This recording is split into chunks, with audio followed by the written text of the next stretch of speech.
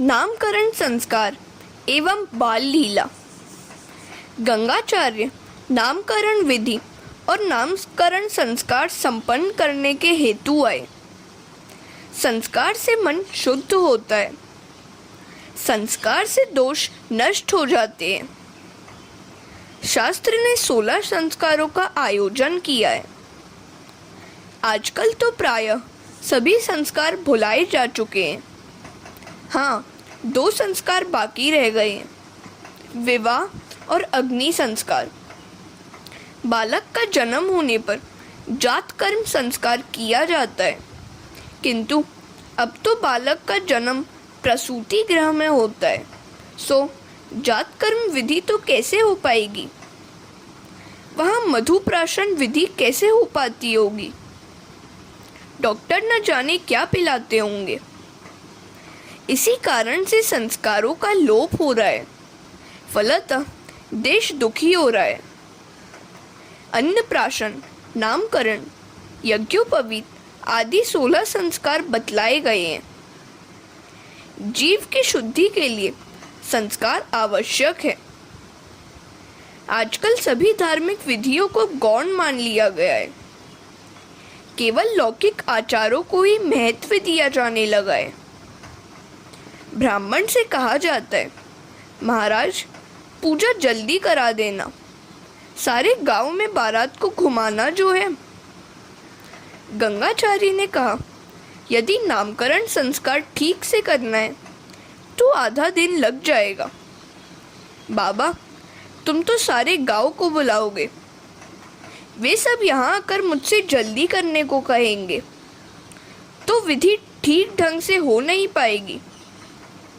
नंद जी ने कहा, धार्मिक विधि तो ठीक से ही होनी चाहिए। यदि आप चाहें तो मैं किसी को भी नहीं बुलाऊंगा। एकांत में नाम जप हो सकता है। एकांत का भावार्थ है एकमात्र ईश्वर में सभी प्रवृत्तियों का लय होना। मन को पूर्णतः एकाग्र करके ही नाम जप करो। गंगाचार्य की ज्योतिष विद्या की जांच करने की बात सोची गई। श्री कृष्ण को रोहिणी की गोद में बिठाया गया और बलराम को यशोदा जी की गोद में। गंगाचार्य ने कहा, नंद जी, रोहिणी की गोद में बैठा हुआ पुत्र तुम्हारा है। वह हमेशा रंग वर्ण बदलता आया है। इस बार इसने श्याम वर्ण धारण किया है। वह सभी के मन को आकर्षित करेगा और सभी को आनंद देगा। उसका नाम कृष्ण रखा जाए। वह बालक महाज्ञानी होगा। इसके जन्माक्षर बड़े अच्छे हैं। इसके 5 ग्रह उच्च क्षेत्र में, 8 ग्रह अच्छे हैं, मात्र 1 राहु ही बुरे स्थान में है। नंद बाबा घबरा गए। राहु बुरे स्थान में है, क्या होगा मेरे पुत्र का? गर्गाचार्य ने कहा, वैसे डरने की कोई बात नहीं है। जिसके 7वें स्थान में नीच क्षेत्र में राहु हो, वह पुरुष कई स्त्रियों का पति होता है। नंद जी ने कहा, आपकी बातें सच हो सकती हैं। एक ब्राह्मण ने मुझे आशीर्वाद दिया था कि तेरा पुत्र 16,000 रानियों का स्वामी होगा। गर्गाचार्य ने कहा, बाबा और तो मैं क्या कहूँ, यह कन्हैया नारायण जैसा ही है। नारायण मेरे इष्ट देव है। प्रेम के कारण पक्षपात हो जाने का डर रहता है। किसी समय 4 व्यक्ति भोजन कर रहे थे। किसी स्त्री ने पूछा कि इनमें से दामाद कौन सा होगा। एक ने कहा, जो शर्मीला है वही दामाद हो सकता है। तो दूसरी ने कहा, वह जो अकड़ कर बैठा है वही दामाद होगा। तीसरी ने कहा, जब सास जी परोसने आएंगी तब मालूम हो जाएगा। सास जी जब घी परोसने आई तो उन 4 व्यक्तियों में से एक को अधिक घी परोसा। वह दामाद जो था। हरे कृष्णा। सनातन गोस्वामी कहते हैं कि नारायण के समान श्री कृष्ण हैं। ऐसा कहने पर तो नारायण श्रेष्ठ माने जाएंगे। सो ऐसा कहना चाहिए कि नारायण के समान श्री कृष्ण नहीं, श्री कृष्ण के समान नारायण है। वृंदावन के साधु कहते हैं कि नारायण के समान नहीं, किंतु नारायण श्री कृष्ण जैसे हैं। नारायण के समान कृष्ण है, इसका अर्थ होगा कि नारायण वरिष्ठ है। श्री कृष्ण के समान नारायण है, ऐसा कहने से नारायण नहीं, श्री कृष्ण वरिष्ठ हो जाएंगे। वैसे तो श्री कृष्ण और नारायण में कोई अंतर है ही नहीं। ये सब बातें मधुर आग्रह मात्र हैं। नारायण में 60 और मुरली मनोहर श्री कृष्ण में 64 गुण बताए गए हैं, अर्थात नारायण की अपेक्षा श्री कृष्ण में 4 गुण अधिक है। वे गुण इस प्रकार है: रूप माधुरी, लीला माधुरी, वेग माधुरी और प्रिया माधुरी। श्री कृष्ण के ये 4 गुण नारायण में नहीं है। नारायण के 4 हाथ होने के कारण वे कुछ कुरूप से लगते हैं, अतः 2 हाथों वाले श्री कृष्ण श्रेष्ठ हैं। वैकुंठवासी नारायण राजा की भांति अकड़ कर खड़े रहते हैं, सो वे कुछ अभिमानी से लगते हैं। वे हमारे साथ बोलते भी नहीं हैं। कन्हैया में कोई अकड़ नहीं है, वह हम सबके साथ बोलता, खेलता, घूमता है। अतः हमारा कन्हैया ही श्रेष्ठ है। अतिशय आतुरता होने पर परमात्मा दौड़ते हुए आते हैं। गोकुल में एक नववधू आई जो कन्हैया के दर्शन पाने के लिए बड़ी आतुर थी, किंतु उसकी सास उसे वहां जाने ही नहीं देती थी। आज जब वह जल भरने गई तो रास्ते में श्री कृष्ण का ही चिंतन कर रही थी। बाकी जुल्फों वाला मनमोहन, मस्तक पर मोर पंख, होठों पर बांसुरी, कानों में मकराकृति कुंडल और कटी पर पीतांबर धारण किए हुए था। वह चुमक चुमक करता हुआ उस गोपी के पीछे हो लिया। बाल कन्हैया ने पीछे से गोपी का आंचल पकड़ लिया। गोपी ने देखा कि कन्हैया उसका आंचल पकड़े हुए खड़ा है। 3 बरस के उस कन्हैया को गोपी ने प्यार से अपनी छाती से लगा लिया। लाला ने भी उस गोपी को अपनी छोटी छोटी बाहों में भर लिया और कहने लगा, तू कितनी सुंदर है, लगता है मैं ही तेरा स्वामी हूँ। रात के समय रास में आना। कन्हैया बड़ा वाणी चतुर है। कोई सामान्य पुरुष कभी राह चलती किसी स्त्री को ऐसा कहता है कि वे दोनों एक दूसरे के हैं। कन्हैया तो सबका पिता है, पति है और संतान भी है। जरा सोचो तो, ऐसा कोई और देव है भी जो राह चलती हुई किसी नारी के गले में अपनी बाहों का हार पहना सके। पर स्त्री से तो सभी देव डरते हैं, किंतु वैकुंठ के नारायण तो मर्यादा पुरुषोत्तम है और कन्हैया पुष्टि पुरुषोत्तम। हरे कृष्णा। कन्हैया की जैसी लीला मनुष्य तो क्या, कोई अन्य देव भी नहीं कर पाता। श्री कृष्ण तो देवाधिदेव हैं। एक सखी दही, दूध और माखन बेचने निकली है। कृष्ण प्रेम में उसकी सुध बुध बिसर गई है। वह बोलना तो चाहती है दही लो, माखन लो, किंतु उसके अंतर में माधव छिपा है। सो वह बोलने लगी, माधव लो, कोई माधव ले लो। भोली गोपी हरि को बेचने चली। 14 भुवन के नाथ को मटकी में लेकर चली। कृष्ण प्रेम में ऐसी तो तन्मय हो गई थी कि उसे भान तक नहीं था कि वह क्या बोल रही थी। लाला ने सुना, माधव लो, कोई माधव लो, तो तो उसने सोचा, अरे वाह, यह तो मुझे ही बेचने चली है। रास्ते में श्री कृष्ण प्रकट हुए और सखी से कहने लगे, अरे दूध वाली, मैं गोकुल का राजा हूँ, जरा माखन तो दे जा। प्रेम का बाहुल्य होने पर सताने में बड़ा मजा आता है। गोपी के हृदय में प्रेम है, वह कन्हैया को सताने लगी।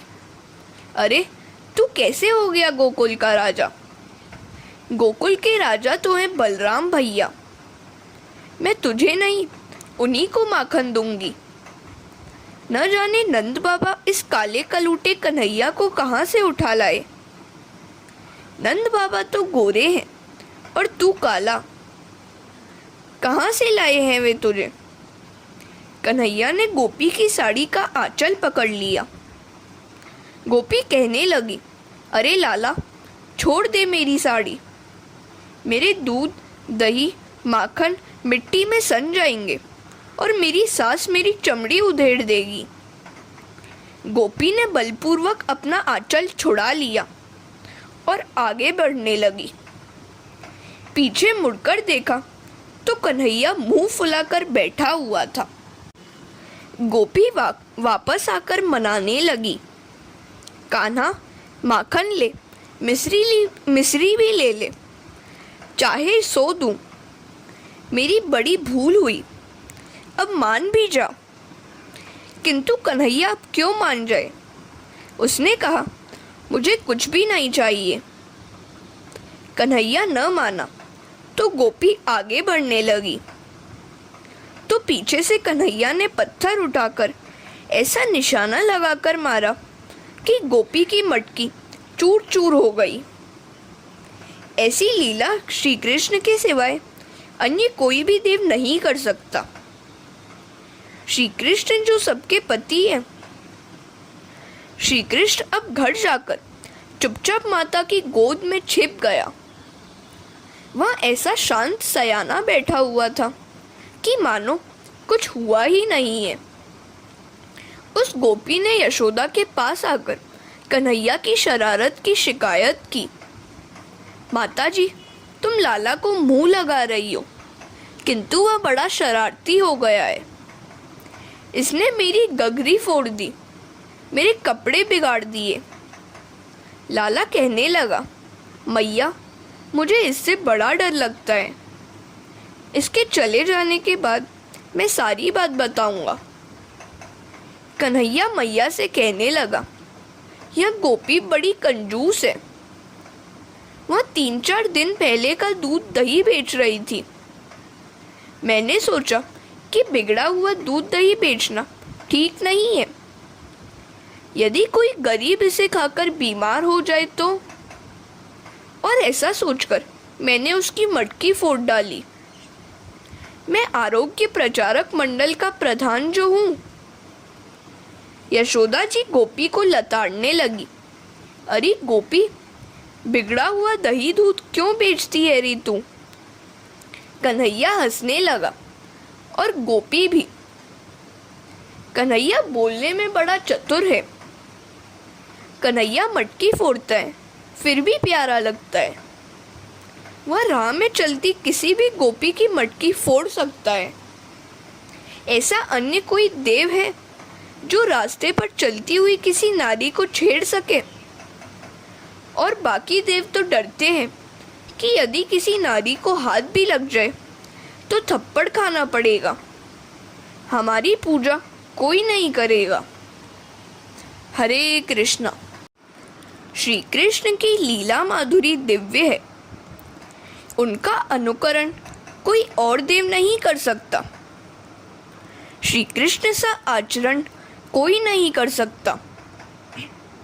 भगवान नारायण हाथ में शंख रखते हैं।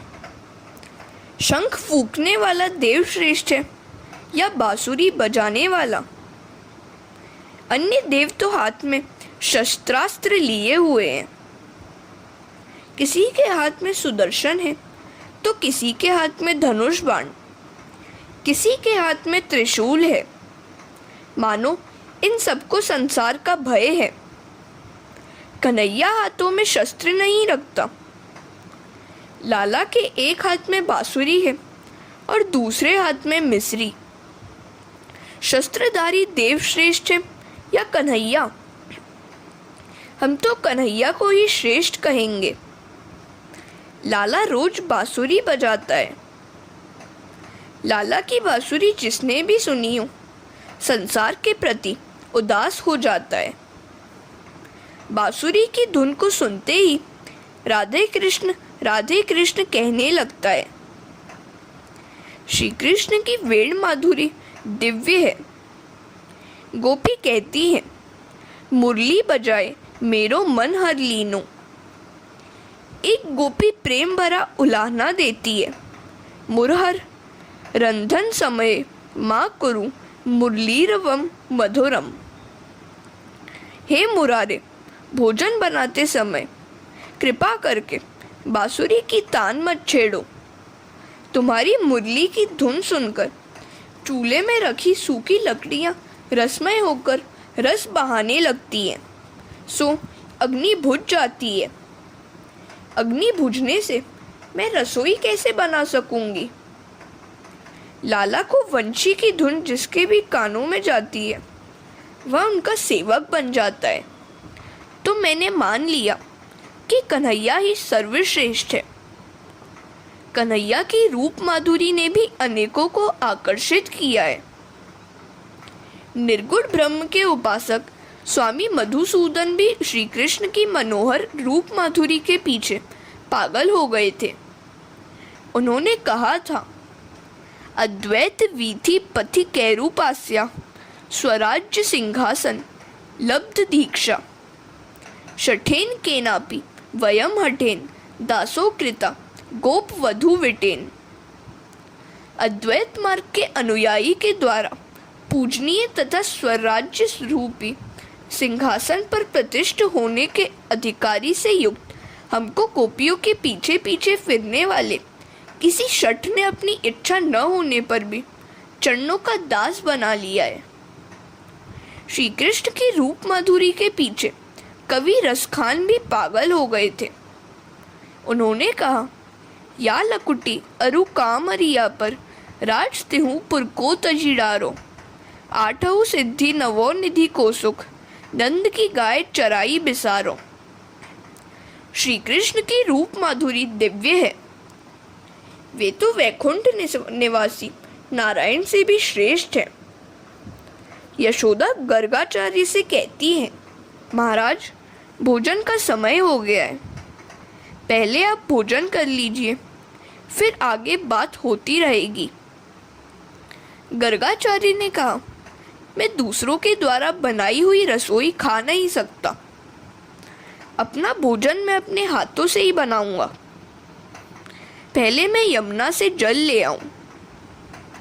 गर्गाचार्य यमुना में स्नान करके जल भी ले आए। इनके इष्ट देवते चतुर्भुज द्वारिकानाथ। गर्गाचार्य ने अपने ठाकुर जी के लिए खीर बनानी चाहिए। भगवान को खीर का भोग लगाऊंगा और फिर प्रसाद लूंगा। मात्र अपने ही लिए बनाकर खाने वाला अन्न नहीं, पाप खाता है। सो रसोई बनानी ही है तो ठाकुर जी के लिए बनाओ। जब सेवा में उपयोग होगा तभी संपत्ति सार्थक होगी। अपने शरीर से भी अधिक प्रेम प्रभु से करो। हरे कृष्णा। यशोदा जी ने सोचा कि ये गर्गाचार्य भगवान को खीर चढ़ाए बिना खाएंगे ही नहीं। सो खीर को ठंडी करने के लिए उन्होंने गर्गाचार्य को सोने की थाली दी। खीर ठंडी हुई तो गर्गाचार्य ने तुलसी दल बिखरा कर भगवान की स्तुति आरंभ की। सशंख चक्रम सकिरीट कुंडल सपीत वस्त्रम सरसी रुहेक्षणम सहार वक्षस्थल कौस्तुभ श्रियम नमामि विष्णुम शिरसा चतुर्भुजम। हे नारायण, हे लक्ष्मीपति, हे वैकुंठपति, खीर आरोग्य। कन्हैया कहने लगा, मैं ही लक्ष्मीपति और वैकुंठनाथ हूँ। गुरुजी शायद मुझे ही पुकार रहे हैं, अतः खाने के लिए मुझे जाना ही पड़ेगा। और सोचकर वह खीर खाने के लिए भागा हुआ आ पहुंचा और खीर खाने लगा। 12 बार माला फेरने में जितना समय लगे उतने समय तक ठाकुर जी के सम्मुख थाल रखा जाए। लाला को मनाना तो पड़ता ही है ना। गर्गाचार्य बोल रहे हैं, ओम नमः नारायणाय। कन्हैया कहता था, महाराज आंखें बंद ही रखना। गर्गाचार्य ने 12 माला फिराकर आंखें खोली तो देखा कि लाला खीर खाने में मग्न है। अरे, इस वैश्य के लड़के ने तो मेरी खीर को छू लिया। अरे यशोदा, देख तो, तेरा लड़का मेरी खीर खा रहा है। भागी हुई यशोदा आई, देखा तो कन्हैया ने आधी खीर उड़ा दी है और उसका मुंह खीर से सना हुआ है। यशोदा कन्हैया को डांटने लगी, घर में तुझे खाने को मिलता नहीं है क्या? महाराज की खीर क्यों खाई तूने? कन्हैया कहता है, तू मुझे डांट रही है, किंतु मैं करूं भी तो क्या? महाराज ने ही तो मुझे खीर खाने को बुलाया था। गर्गाचार्य ने कहा, ना रे ना, मैंने वैकुंठवासी नारायण को बुलाया था। कन्हैया ने कहा, मैं ही तो हूँ वह वैकुंठवासी नारायण। यशोदा जी ने कहा, छोटे मुंह बड़ी बात क्यों करता है रे? तू कहाँ का नारायण हो गया? वैकुंठ के नारायण के तो 4 हाथ हैं तेरे 4 हाथ। कन्हैया ने कहा, माँ यदि तू कहे तो मैं चतुर्भुज हो जाऊं। यशोदा ने सोचा कि यदि इसने चतुर्भुज का रूप धारण कर दिया तो लोग मानेंगे कि यह लड़का यशोदा का नहीं है, कोई जादूगर है। सो उन्होंने कहा, नहीं नहीं, 4 हाथों वाले नारायण की अपेक्षा मेरा 2 हाथों वाला मुरलीधर ही अच्छा है, श्रेष्ठ है। तू जो है वहीं रहना। फिर यशोदा जी ने गर्गाचार्य से कहा, यह नादान लड़का है और इसकी बातों में आना मत। कृपा करके आप फिर से खीर बना लीजिए। गर्गाचार्य फिर स्नान करने यमुना की ओर चल दिए। लाला यशोदा की गोद में बैठकर कहने लगा, माता, मैं कोयल की वाणी बोल सकता हूँ। और वह कुहू कुहू करने लगा। सभी को बड़ा आनंद हुआ। कन्हैया जब आंगन में खेलता था तो उसे देखकर मोर भी आनंद में नाचने लगते थे। कन्हैया माता से कहता है, मैं भी मोर की भांति नाच सकता हूँ। और वह ठुमक ठुमक कर नाचने लगा। हरे कृष्णा। कन्हैया जब मोर की भांति ठुमक ठुमक कर नाचने लगा तो यशोदा ने उससे पूछा, बेटा तूने यह नाचना किससे सीखा है? कन्हैया ने कहा, माँ मैं तो तेरे पेट में से ही सीख कर आया हूँ। माँ, उस मोर के पीछे जो है वह कौन है? माता ने कहा, वह मोरनी है। तू जानता है कि मोरनी किसे कहते हैं? मोरनी तो मोर की बहू होती है। कन्हैया ने कहा, माँ मेरी बहू कहाँ है? कन्हैया अपनी अद्भुत बाल लीला से सभी को आनंद दे रहा है। गर्गाचार्य ने फिर खीर बनाई। लाला ने परिहास करने की सोची। वह माता की गोद में सो गया। यशोदा जी ने सोचा, चलो अच्छा ही हुआ कि यह सो गया। लाला सो गया है, अतः महाराज शांतिपूर्वक भोजन कर सकेंगे। गर्गाचार्य ने खीर पर तुलसी दल बिखेरा और प्रार्थना करने लगे, त्वदीयम वस्तु गोविंद। नाथ, मैं आपका सेवक हूँ।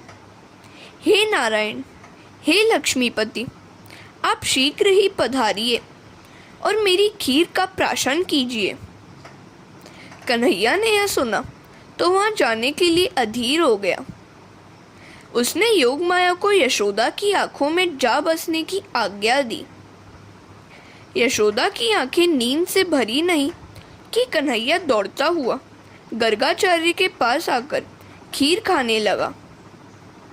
गर्गाचार्य ने देखा, अरे यह वैश्य बालक ने तो मेरी खीर इस बार भी झूठी कर दी। कन्हैया ने सोचा कि बेचारे इस ब्राह्मण को कब तक भरमाता रहूं। उन्होंने अपना चतुर्भुज स्वरूप प्रकट किया। महाराज, आप जिस नारायण की आराधना कर रहे हैं वह मैं ही हूँ और गोकुल में कन्हैया का रूप लेकर अवतरित हुआ हूँ। आपकी तपश्चर्या सफल हुई। गर्गाचार्य ने सानंद दर्शन किया और स्तब्ध से हो गए। वे सोचने लगे, कितना अच्छा हो यदि प्रभु मेरी गोद में आ बैठे। कन्हैया गर्गाचार्य की गोद में बैठ गया और कहने लगा, महाराज, अब तो आप भोजन कीजिए। गर्गाचार्य ने कहा, जब मेरे इष्ट देव ही मेरे मुंह में कौर रखेंगे तभी मैं खाऊंगा। कन्हैया ने गर्गाचार्य के मुंह में एक कौर रख दिया। गर्गाचार्य ने माना कि उनका जीवन सफल हो गया। इधर यशोदा की नींद टूटी तो उन्होंने देखा कि लाला गोद में नहीं है। अरे कहाँ गया है वह? उन्होंने देखा कि कन्हैया तो गर्गाचार्य की गोद में बैठा हुआ है। गर्गाचार्य ने कहा, यशोदा, तूने बड़ा पुण्य किया है। मेरे नारायण ही तेरे घर में पुत्र रूप से पधारे हैं। लाला ने सोचा कि गर्गाचार्य ने भंडा फोड़ दिया। यशोदा का भाव तो वात्सल्य भाव है। वात्सल्य भाव ऐश्वर्य विरोधी है। कन्हैया ने सोचा कि गर्गाचार्य की बात यदि यशोदा के मन में जम गई तो वह मुझे लाड़ प्यार नहीं करेगी।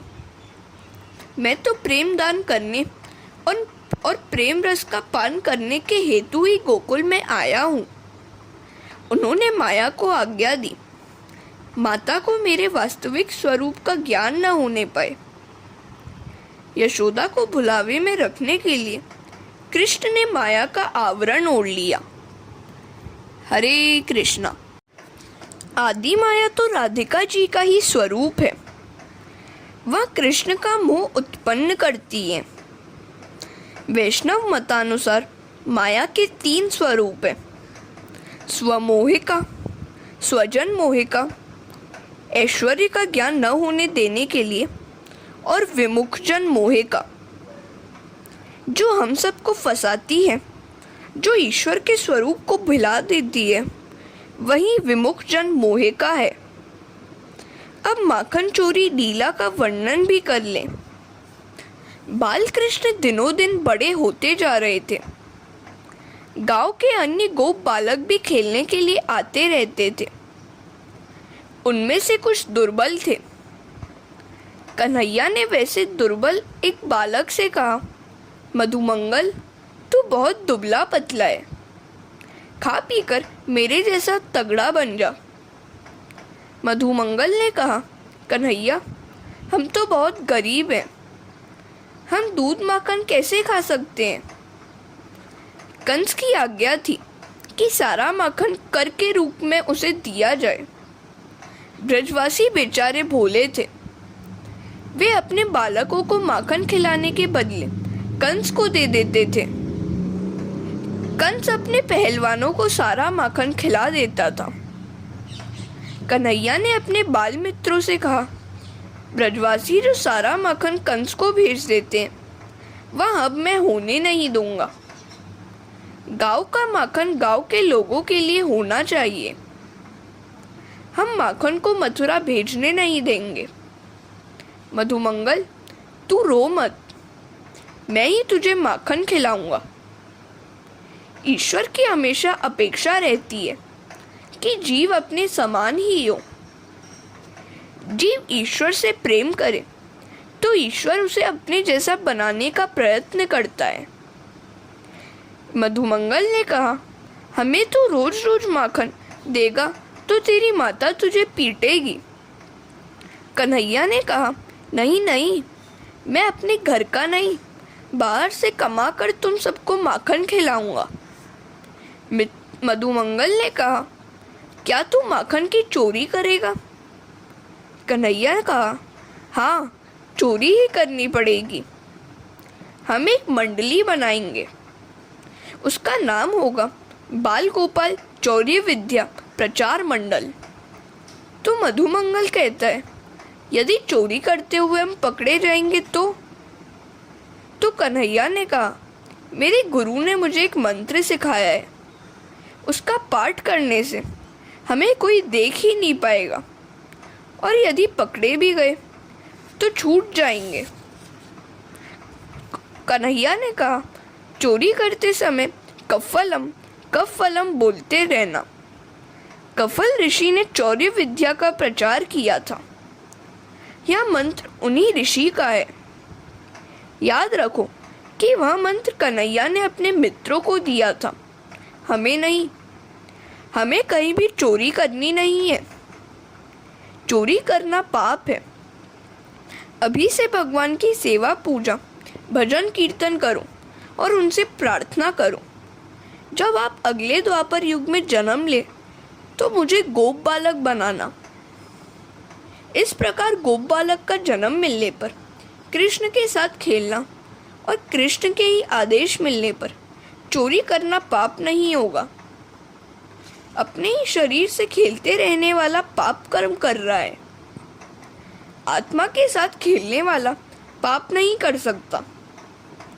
जो ईश्वर के साथ प्रेम करता है वह ईश्वर के साथ ही खेलता है। उसके हाथों से पाप हो ही नहीं पाता।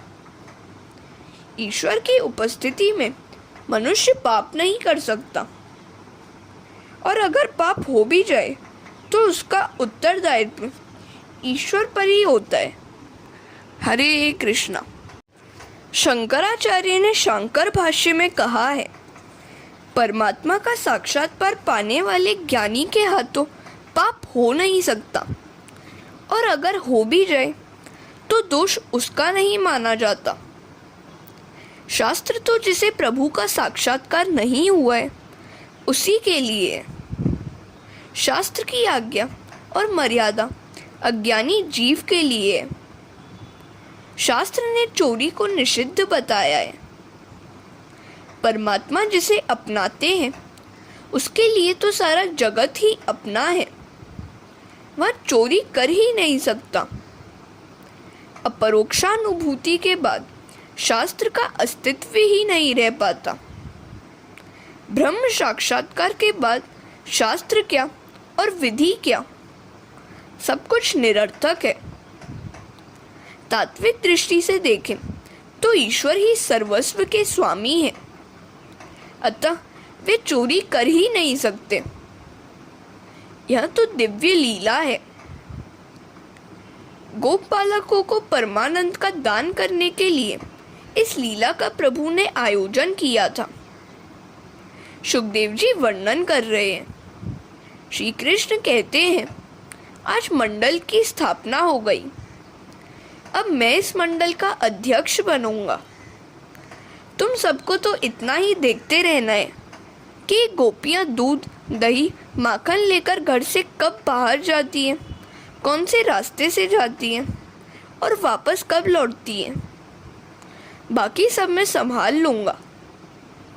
गोपियाँ चाहती हैं कि कन्हैया उनके घर रोज रोज आता रहे।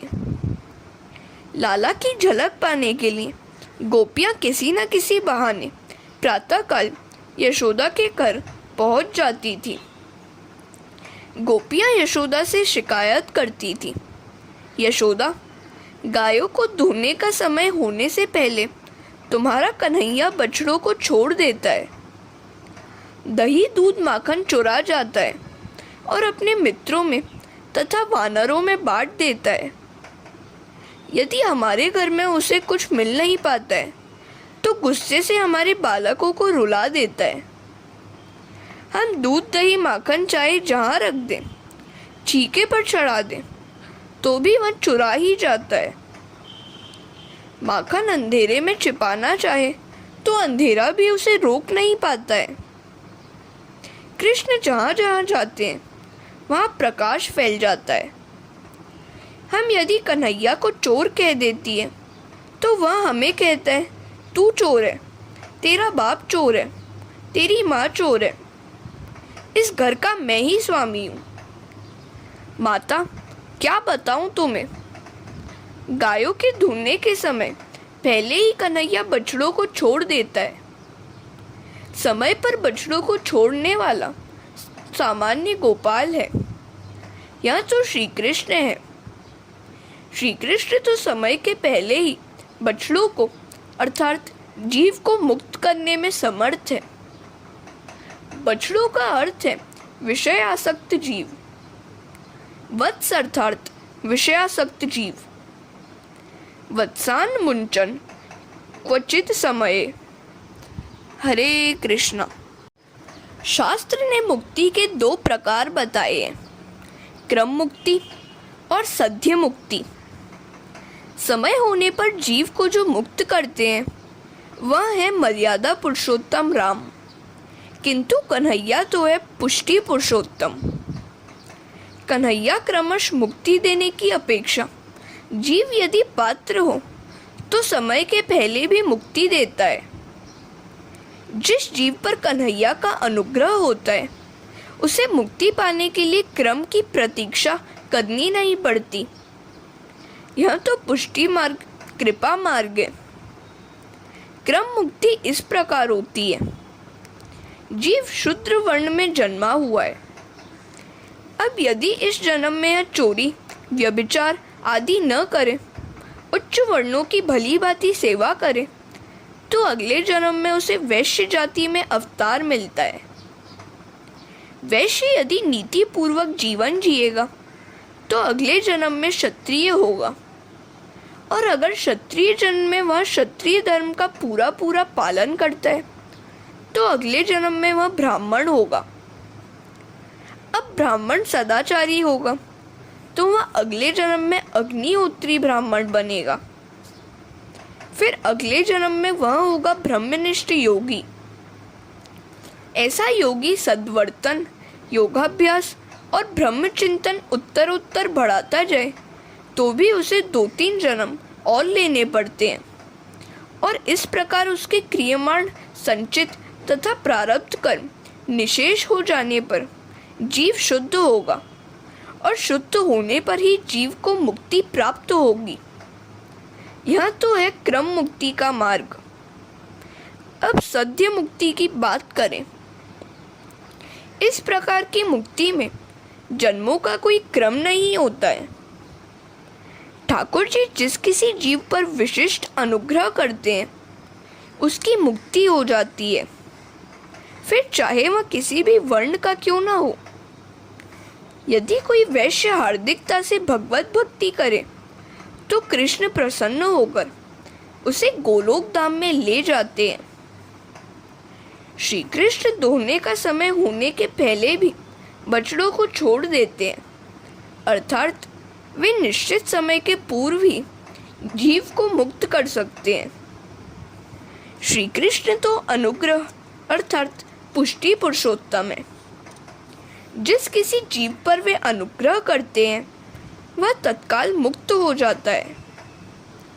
जिस प्रकार कोई राजा जब चाहे तब किसी व्यक्ति को राजा बना सकता है, उसी प्रकार श्री कृष्ण जब चाहे किसी भी सुपात्र जीव को बंधन मुक्त कर सकते हैं। परमात्मा प्रमेय बल से किसी भी वैष्णव को तत्काल मुक्त कर सकते हैं। श्री कृष्ण सद्य मुक्ति के दाता है। श्री कृष्ण पुष्टि पुरुषोत्तम है, अतः वे सद्यो मुक्ति देते हैं। अन्यथा वैश्य, क्षत्रिय, ब्राह्मण, अग्निहोत्री, ब्रह्मनिष्ठ योगी आदि उत्तरोत्तर क्रमिक वर्णों से गुजरे बिना मुक्ति नहीं मिल पाती। यदि कन्हैया किसी जीव के प्रति दयालु हो जाए और कृपा कर दे तो वह जीव सीधा वैकुंठ में जा सकता है। वैसे भगवान की साधारण कृपा तो सभी जीवों पर होती है, किंतु किसी जीव पर वे विशिष्ट कृपा भी कर देते हैं। जब कोई जीव परमात्मा की प्रार्थना, धारणा, चिंतन, साधना करते करते थक हार कर रोने लगता है, दीन हो जाता है, उस जीव पर प्रभु की विशिष्ट कृपा दृष्टि होती है और उस जीव की उसी जन्म में मुक्ति हो जाती है। कृष्ण तो ब्रह्मांड के स्वामी हैं, वे चाहे सो कर सकते हैं। जीव जब अतिशय साधना करता हुआ नम्र बनता है तो वह प्रभु का प्रिय पात्र बनकर कृपा पाता है। निसाधन होकर जो साधन करता है वह श्रेष्ठ है। निसाधन का अर्थ है कि सब कुछ साधन करते हुए भी माना जाए कि कुछ भी नहीं किया गया है। निरभिमानी बनो। कई बार ऐसा होता है कि साधना करते करते जीव अभिमानी होने लगता है। ऐसा होने से उसका पतन होता है। हरे कृष्णा। यशोदा ने गोपियों से कहा, यदि मेरा लाला तुम्हारे घर आकर कुछ भी शरारत करे तो उसे डांटती रहना।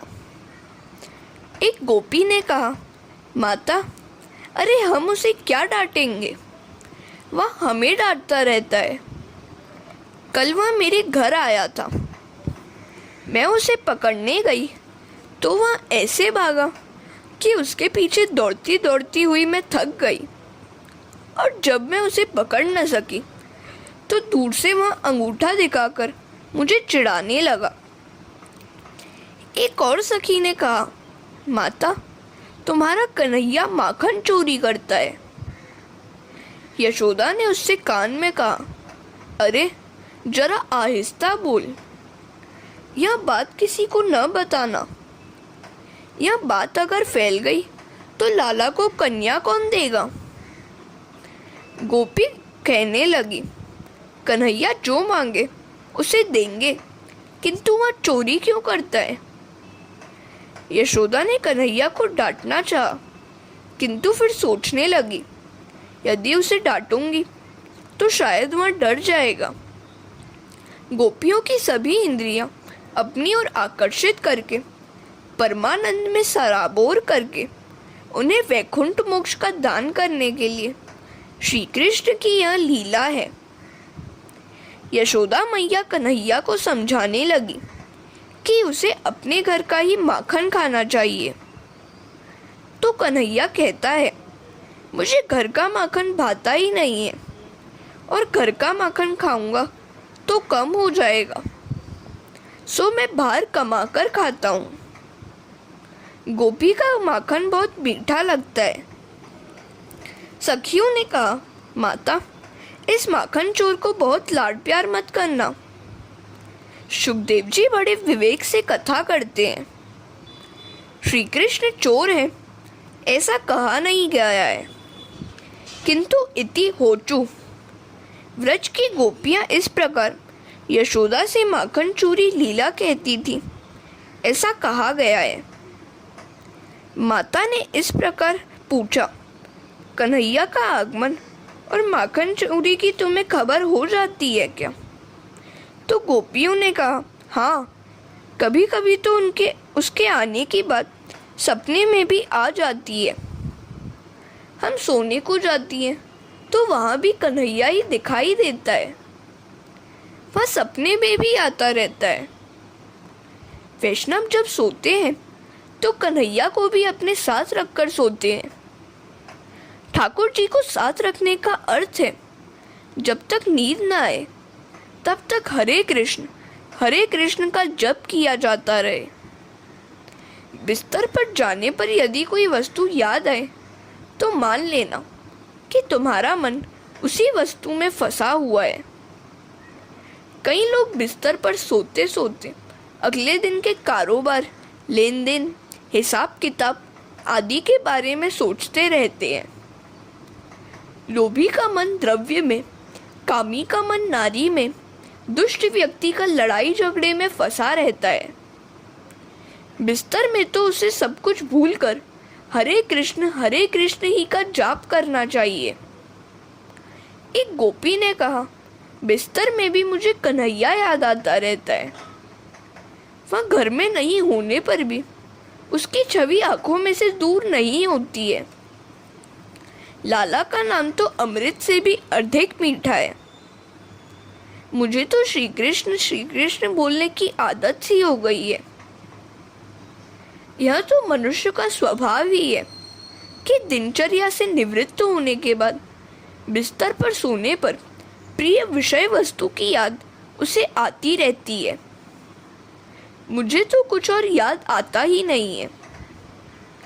कृष्ण कृष्ण बोलते हुए और उसका ही दर्शन करते हुए सो जाने पर सपने में भी वही आता रहा है। सपने में मैंने देखा कि कन्हैया अपने मित्रों के साथ मेरे घर पर आया और उसने माखन चुराया और मित्रों के बीच लुटा दिया। हरे कृष्णा। जिस किसी वस्तु में मन फंसा होगा सपने में वह याद आएगी। मन की परीक्षा सपनों से ही होती है। सच्चे वैष्णव का मन कृष्ण से ही बंधा रहता है, अतः सपने में वही आता है। सपने में जब कन्हैया दिखाई दे तभी मानो कि तुम सच्चे वैष्णव हो। अधिकारी को प्रभु की पहली झांकी सपने में ही होती है। गोपी का मन श्री कृष्ण में जा फंसा है। गोपियाँ कहती हैं, यशोदा, मुझे लगा कि कन्हैया मेरे घर अवश्य आएगा। सुबह से तो मैं पागल सी हो गई थी। आनंद से मैं ऐसी बावली हो गई कि चूल्हे में लकड़ी के साथ बेलन भी जला दिया। एक और गोपी ने बताया, घर में कन्हैया सभी का चहेता है। अपने जेठ जी को मैं भोजन परोस रही थी। मन कन्हैया की मीठी यादों में खोया हुआ था। जेठ जी ने मुझसे मुरब्बा मांगा। छीके पर से मुरब्बे की हांडी उतार कर परोसने लगी। मुरब्बा बहुत सरस था और फिर हर किसी अच्छी वस्तु को कन्हैया को देने की मेरी इच्छा हो आती है। कन्हैया को कितना भाएगा मुरब्बा?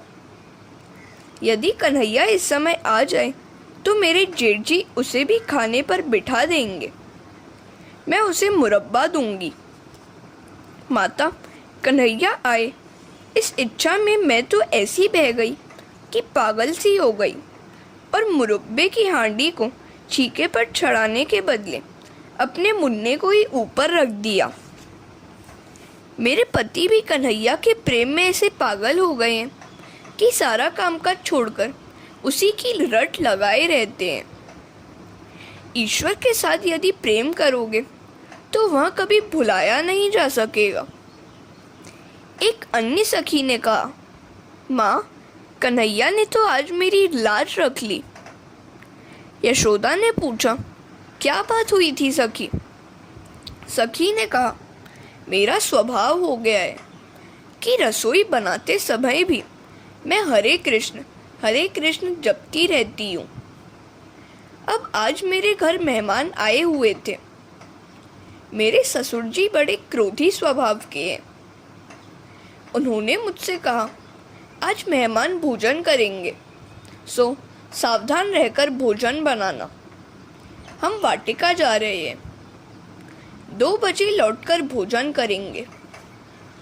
कृष्ण जप में कहीं रसोई न बिगड़ जाए।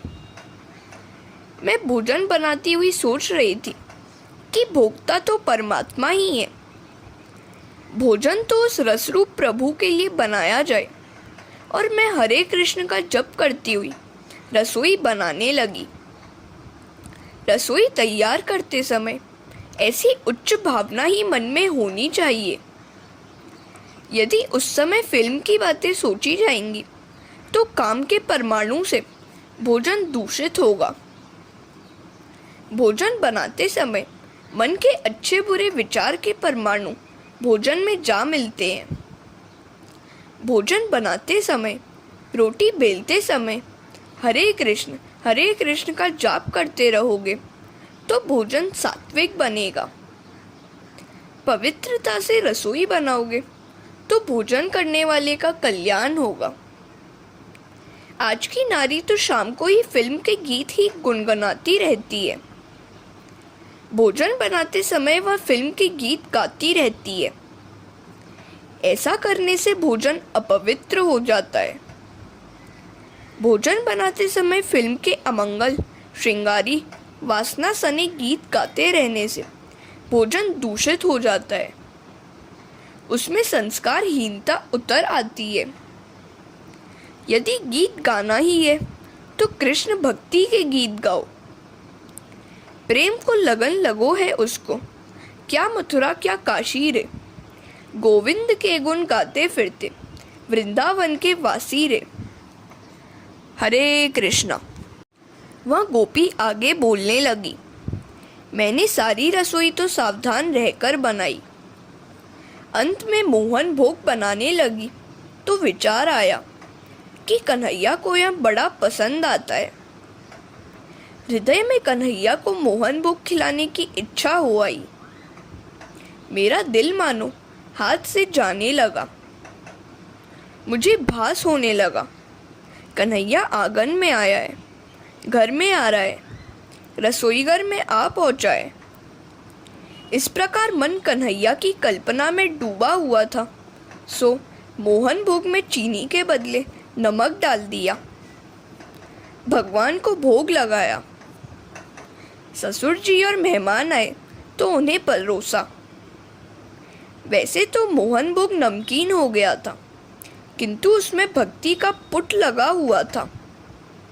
अतः मेहमान ने तो उसकी प्रशंसा करते हुए खाया। यह भोजन नहीं, अमृत है, ऐसा कहा। भगवान के नामामृत के पुट से नमक का स्वाद मीठा हो गया था। मेरे क्रोधी ससुर जी ने भी मेरी रसोई की और मेरी भी प्रशंसा की। यह मेरी पुत्रवधू नहीं, अन्नपूर्णा लक्ष्मी है, ऐसा कहा। अंत में जब मैंने खाया तो पाया कि मोहन भोग मीठा नहीं, नमकीन था। माता, मेरी तो इस कन्हैया ही ने लाज रख ली। दूसरी एक गोपी कहने लगी, माता क्या बताऊं मैं दूध दही बेचने लगी। न जाने कैसे मुझे लगा कि मेरी मटकी में कन्हैया छिपा है। सिर से मैंने मटकी उतार कर देखा तो उसमें लाला का दर्शन हुआ। अब कन्हैया को भी कहीं बेचा जा सकता है क्या? मैं कुछ भी बेचे बिना वापस घर लौटी तो बड़ी फजीहत हुई। अपनी बुद्धि रूपी मटकी में जो कन्हैया समाया हुआ होगा तो हर कहीं उसके दर्शन होते रहेंगे। गोपियां अपनी बुद्धि में, मन में ठाकुर जी को विराजमान रखती हैं। यदि अपने मस्तक, हृदय, मन, बुद्धि में जड़ पदार्थ होंगे तो हर कहीं वही दिखाई देंगे, और श्री कृष्ण होंगे तो कण कण में उनका दर्शन होता रहेगा। माता, हम जहाँ भी जाते हैं हमें कन्हैया का ही दर्शन होता रहता है। ये गोपियाँ घर का काम करते करते और निवृत्त होने के बाद भी श्री कृष्ण को याद करती रहती हैं। बड़े बड़े योगी महात्माओं को तो परमात्मा का नित्य स्मरण करते रहने के लिए प्रयत्न करता रहना पड़ता है, किंतु व्रज की गोपियाँ कन्हैया को भूलने का प्रयत्न करने पर भी भूल नहीं पाती थी। शायद कन्हैया भी इन्हें न भूल पाता होगा। गोपियाँ गेरुए वस्त्र पहनती नहीं हैं, फिर भी उनका मन कृष्ण प्रेम में रंगा रहता है। यह तो गोपियों के प्रेम संन्यास की कथा है। यही है गोपियों के मन की तन्मयता और निरोध। बाल कृष्ण की विविध लीलाएं देखती हुई गोपियां घर काज भूलकर पागल सी हो जाती थी। प्रेक्षित्य इज्जयत गृहा, घर के काम छोड़कर लीलाएं देखती रहती थी।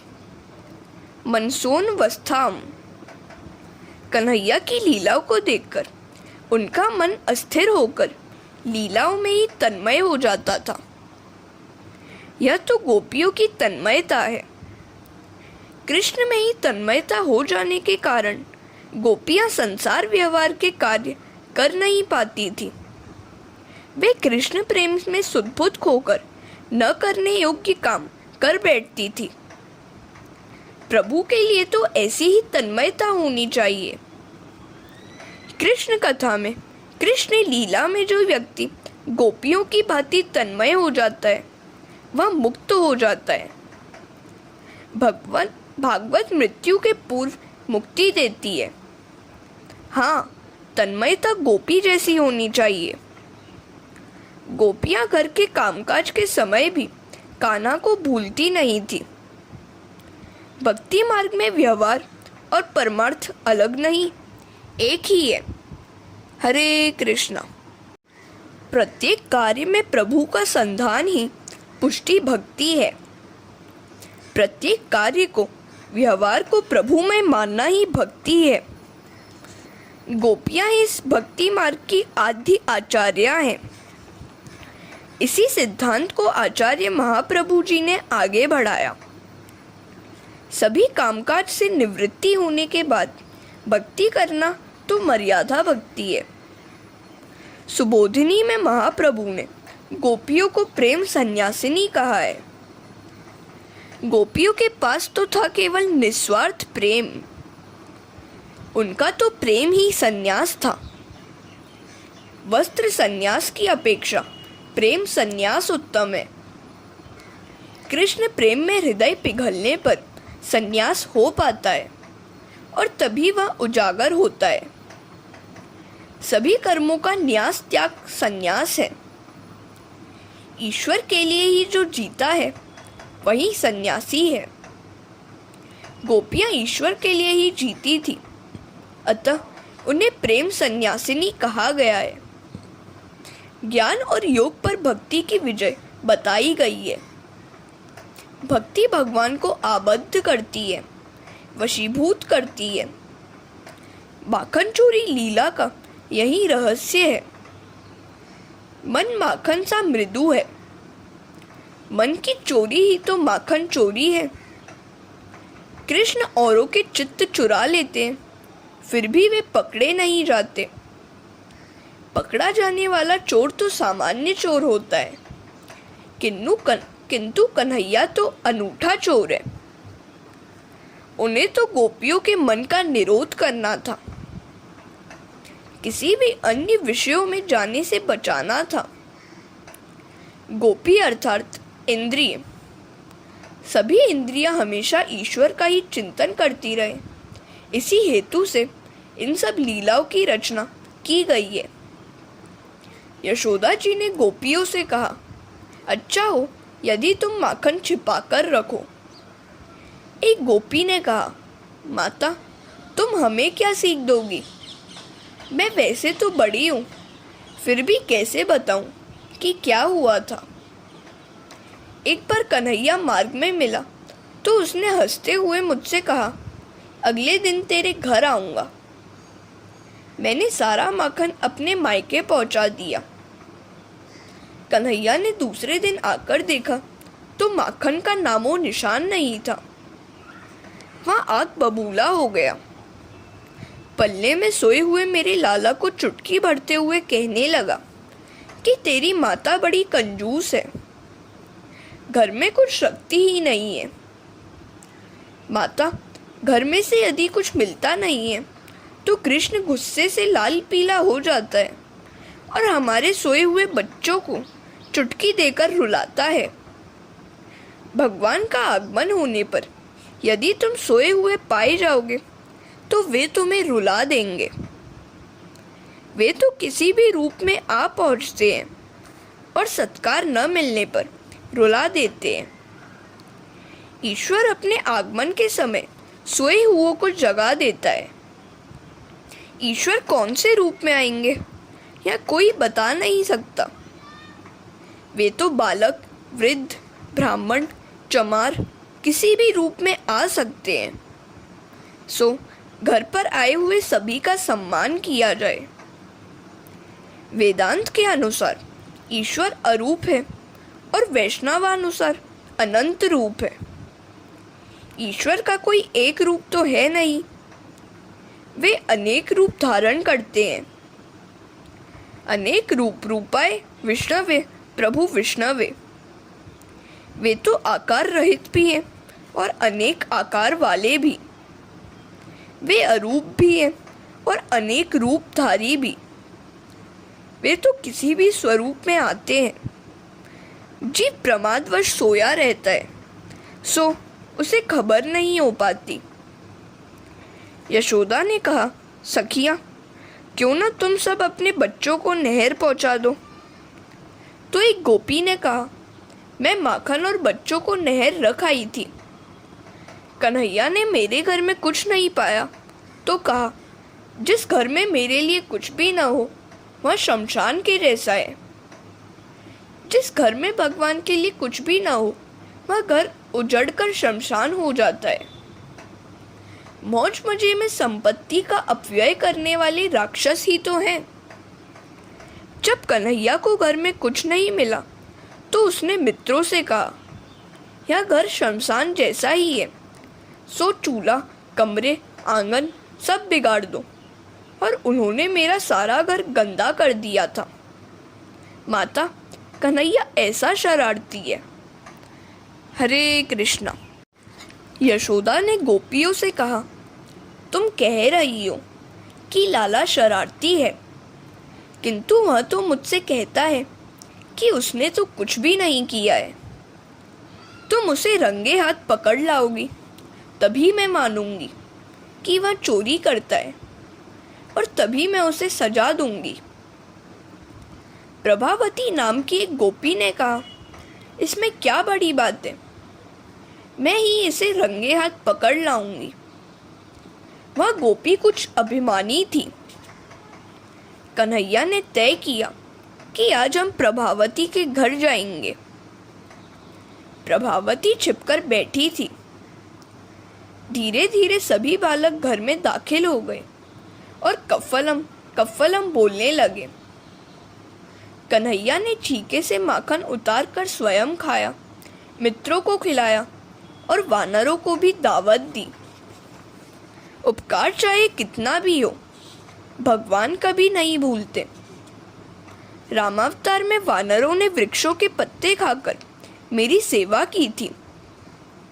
उस अवतार में मैं तो तपस्वी था, अतः इन्हें कुछ दे नहीं पाया था। सो इस अवतार में उन्हें दही माखन खिलाऊंगा। मनुष्य कई बार वानर जितना भी संयम नहीं रख सकता है। वानर राम और सीता के सेवक हैं, सो वे रामफल और सीताफल का आहार कभी नहीं करते।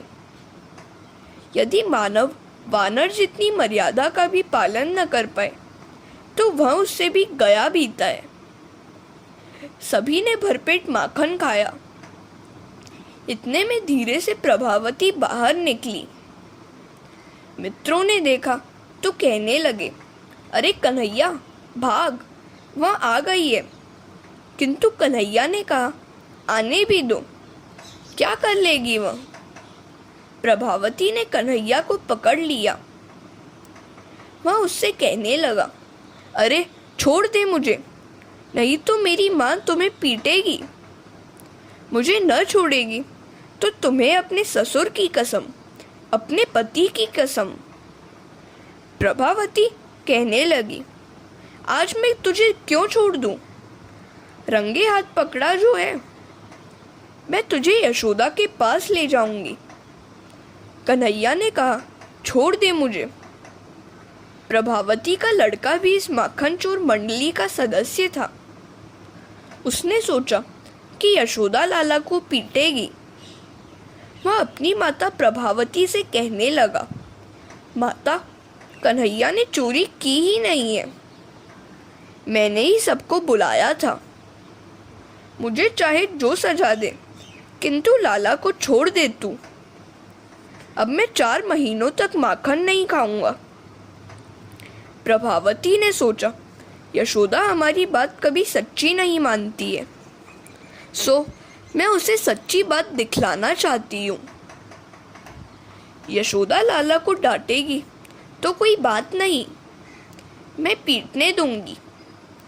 लाला मेरा भी तो है।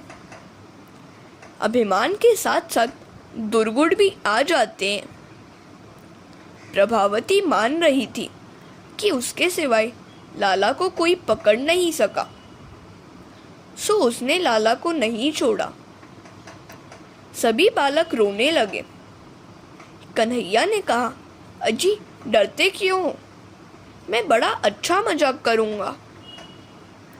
साधना करने से प्रभु हाथ में तो आ जाते हैं, किंतु साधन में से यदि श्रद्धा उठ जाए तो प्रभु भी चले जाते हैं। प्रभावती लाला को पकड़कर चली जा रही थी तो मार्ग में एक वृद्ध आ रहे थे।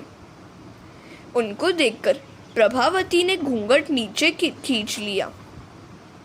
कन्हैया ने प्रभावती से कहा कि उसके इस हाथ में दर्द हो रहा है, सो दूसरा हाथ पकड़ेगी तो अच्छा होगा। प्रभावती हाथ बदलने गई तो कन्हैया ने इशारे से अपने मित्र को पास बुलाकर उसका हाथ पकड़वा दिया। इस प्रकार कन्हैया मुक्त हो गया। हरे कृष्णा। जब कन्हैया ने प्रभावती से अपना हाथ छुड़ा लिया तो वह भागता हुआ माता के पास आया और कहने लगा, माता, एक गोपी मुझे मारने आ रही है। मैंने उसका कुछ भी बिगाड़ा नहीं है। माता ने उसे कमरे में बैठने को कहा। प्रभावती तो बड़ी उमंग से चोर को पकड़कर चली आ रही थी। उसने बाहर से ही चिल्लाते हुए कहा, अरे यशोदा जी, सुनती हो? देखो, आपके कन्हैया को मैं आज रंगे हाथ पकड़ लाई हूं। इस चोर को सजा देनी ही होगी। यशोदा ने बाहर आकर कहा, अरे पागल है क्या तू? मेरा बेटा तो घर में ही है, या किसको पकड़ लाई है तू? ईश्वर को खोजना है तो अपने अंदर ही खोजो। उसे जो बाहर खोजता है वह दुखी होता है। इंद्रिय रूपी गोपी कहती है कि ईश्वर बाहर है, परमानंद बाहर ही है। तो यशोदा रूपी निष्काम बुद्धि ईश्वर आनंद को घर रूपी हृदय में ही निहारती है। इंद्रियां ईश्वर आनंद को बाहर ढूंढती है, अतः पा नहीं सकती। निष्काम बुद्धि ईश्वर को हृदय के भीतर ढूंढती है, अतः शीघ्र ही पा जाती है। जो जीव आनंद को सांसारिक विषयों में खोजता रहता है, उसकी दशा उस प्रभावती की जैसी ही होती है। सब उसकी खिल्ली उड़ाते हैं। यशोदा ने उससे कहा, अरे तू देख तो सही कि तेरे हाथ में कौन आया हुआ है। प्रभावती ने देखा तो उसके हाथ में उसी का पुत्र था। वह असमंजस में पड़ गई। मैंने तो कन्हैया को पकड़ा था। रास्ते में ही कुछ गड़बड़ हो गई होगी। प्रभावती अभिमानी है। घमंड, अहंकार वाली बुद्धि ही प्रभावती है। ऐसी बुद्धि ईश्वर को कभी पा नहीं सकती। निष्काम बुद्धि ही ईश्वर को पा सकती है। ईश्वर को सकाम नहीं, निष्काम बुद्धि ढूंढ पाती है। ईश्वर की प्राप्ति होने पर प्राप्ति का अहंकार होगा तो ईश्वर हाथों से निकलेंगे। परमात्मा मिल तो सकते हैं, पर अहंकार आते ही अदृश्य भी हो जाते हैं। परमात्मा के मिलते ही साधक के मन में अकड़ पैदा होती है। ऐसी अकड़ हो जाने पर अभिमान होते ही साधना उपेक्षित होने लगती है। साधना की उपेक्षा के कारण भगवान अप्रसन्न होकर वापस चले जाते हैं। साधना करो, किंतु साधना का अभिमान कभी नहीं होना चाहिए। निष्काम बुद्धि में गर्व उत्पन्न होते ही भगवान भाग निकलते हैं। गोपियों ने यशोदा से कहा, माँ, गणपति का व्रत करो और मिन्नत मानो। वे बुद्धि सिद्धि के स्वामी हैं, सो कन्हैया की बुद्धि को सुधारेंगे। यशोदा ने गोपियों की बात मान ली। कन्हैया गणपति की महिमा बढ़ाना चाहता था, सो उसने अपनी मित्र मंडली से कहा, हम कुछ दिन के लिए बड़े शांत रहेंगे, सारी प्रवृत्ति हम बंद कर दें। लाला घर में बैठा रहता था। यशोदा ने सोचा कि गणपति ने मेरे लाल की बुद्धि को ठीक कर दिया है।